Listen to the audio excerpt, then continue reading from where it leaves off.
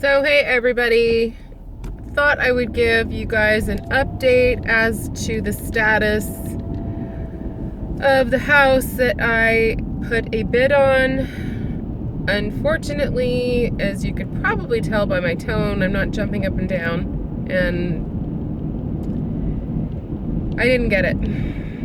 And believe you me, I took this loss, if you should call it a loss, pretty damn hard. I really had it in my mind, in my soul, in my heart that it was going to happen. And again, for the fourth time, I had already moved in. I was already, compiling a list of things that I wanted to get done. Put a gate here, there, it was minimal. This house was, turn the key, move in ready. Adorable, everything I could have ever wanted. What we thought was only going to be 3 bids, and I don't know how my realtor found this out. There were 12 bids on the house, but I was number 4.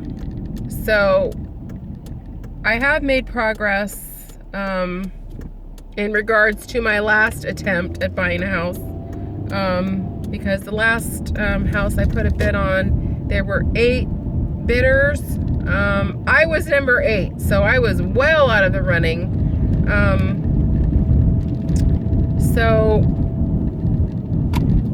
And a little bit more good and bad news at the same time. My realtor came over last night. She, sent me a text at like 6:30, and I'm like, oh my God. I was so distraught yesterday, no lie. I didn't even get out of my pajamas. I didn't even go anywhere. I just was like, I can't even function. I'm just gonna sit here and try to forget all this crap. Not easily done, because I didn't. But, so I had to get dressed, and she came over, and I'm gonna try to make this a easy to follow and short as possible. The buyers of my house, like I said, they are selling their home in San Francisco. Home, apartment, condo, I don't know what the hell it is. Their buyers backed out. No lie. They literally had, I think, 4 days left in escrow. Okay, thanks. Nice person. It's a rarity around here.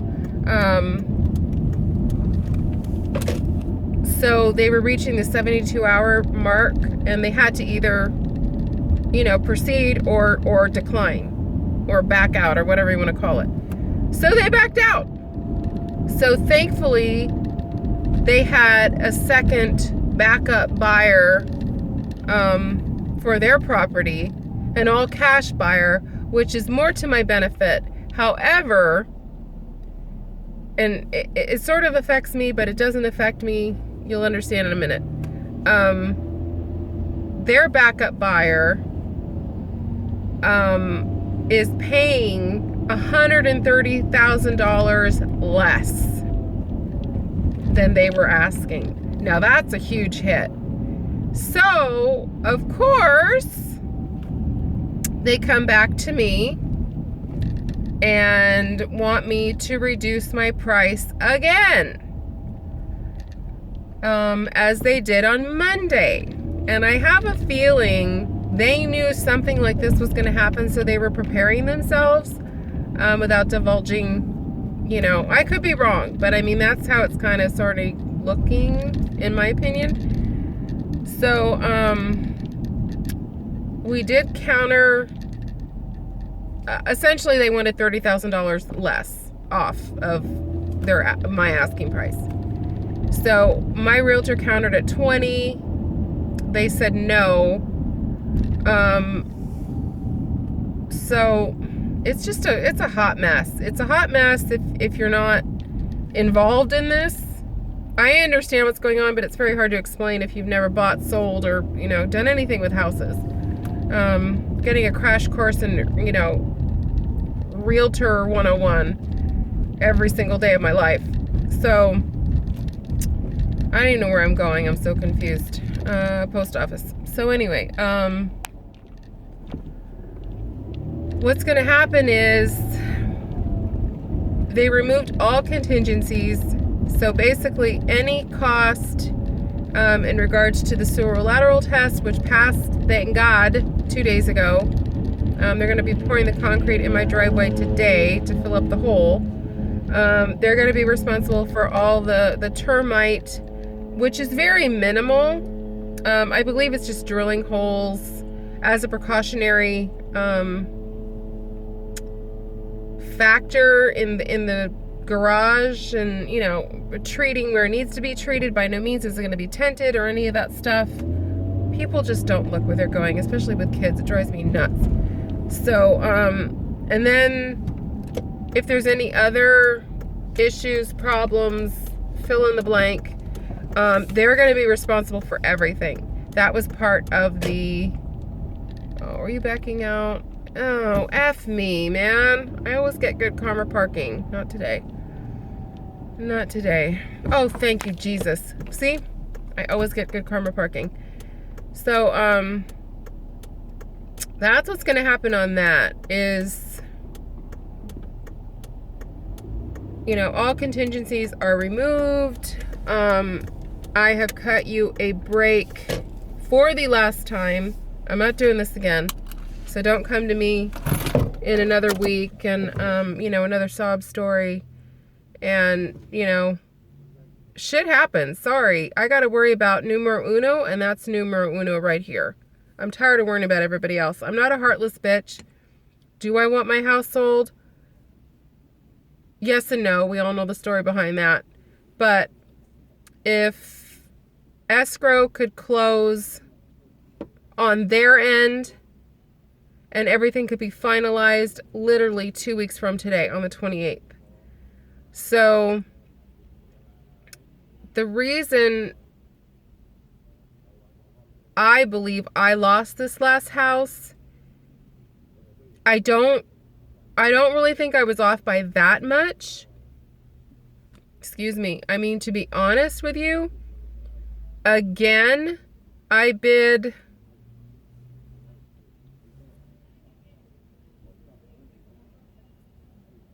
I want to say $95,000 over asking price.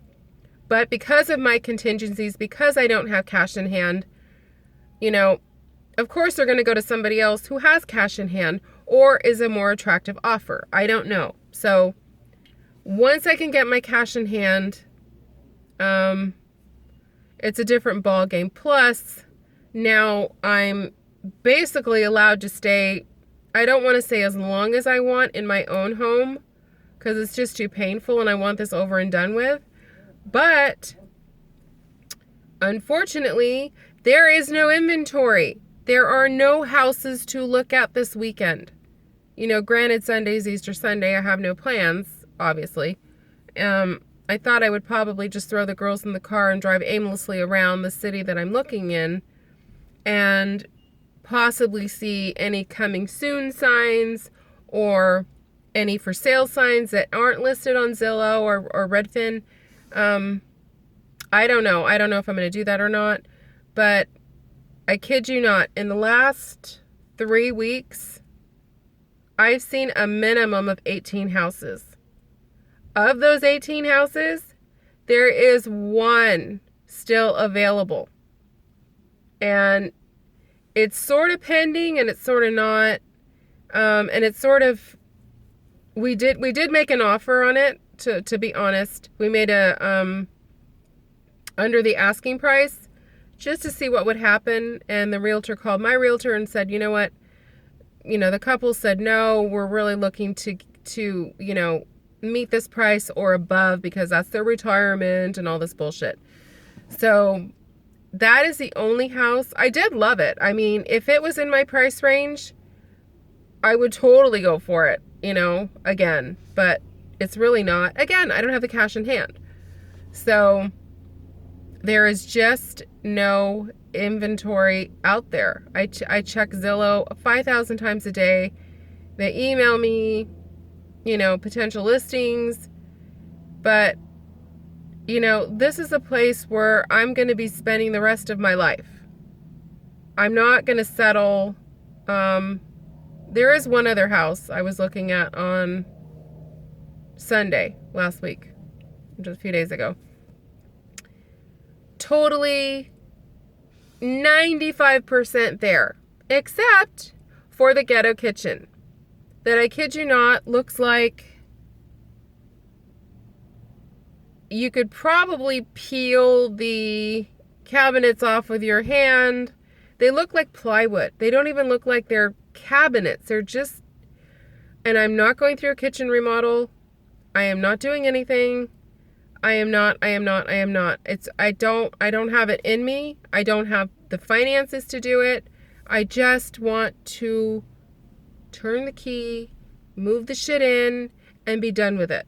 So, but it's still out there. And it's above what I want to pay. So, I mean, we'll see where this all goes, but so please keep those prayers coming, because I need a house to fall out of the sky.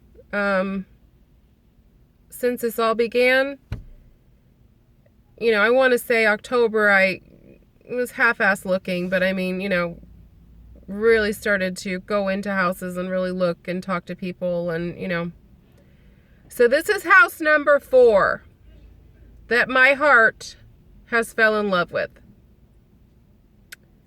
So we all know I have a thing about 6s, so maybe there are 2 more houses out there that I need to, or 1 more house I need to lose. And then maybe Mr. Number 6 comes along and that's the one. I don't know. I don't know how this is going to play out, but, or it's going to happen in June. Hello, the 6th month of the year. It's always something to do with a 6 with me. So I don't know. I don't know. I'm at a loss. As much as I don't want to leave my house, my home, my life, it's really, really emotionally exhausting to, if you will, keep living there. I mean, because the end is coming. There's nothing that's going to stop this, as much as, you could pray till the cows come home, and you can hope for a miracle that's not coming, but it's just incredibly, incredibly painful to continue to stay there, and,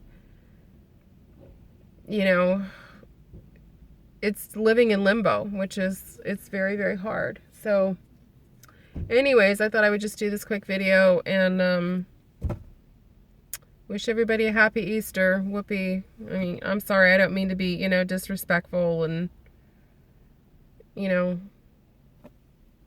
it's just this year this is the first one without my mom.